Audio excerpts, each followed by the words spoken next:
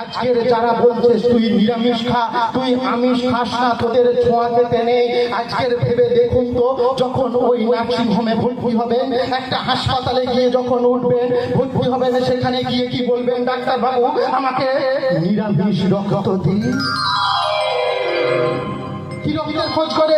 এ রক্তের খোঁজ করে, ও পজিটিভ, ও নেগেটিভ, এবি।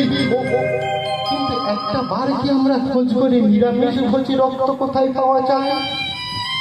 আর একটা বার আপনারা দেখেন না, যারা নিরামিষ ভোজী হয়ে আছে তারা বছরে কটা ব্লাড ডোনেশন ক্যাম্প দিয়ে থাকে?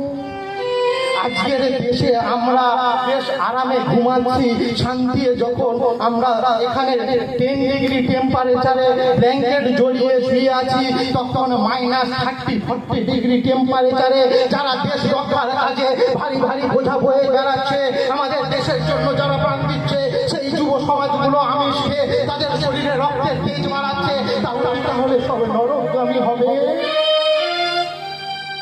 যে মালাধারী সন্তানটা 18 বছরের আগে ওই ভারতবর্ষের জন্য প্রাণ দিয়েছিল, সেই ক্ষুদিরাম বসু নরকগামী হবে।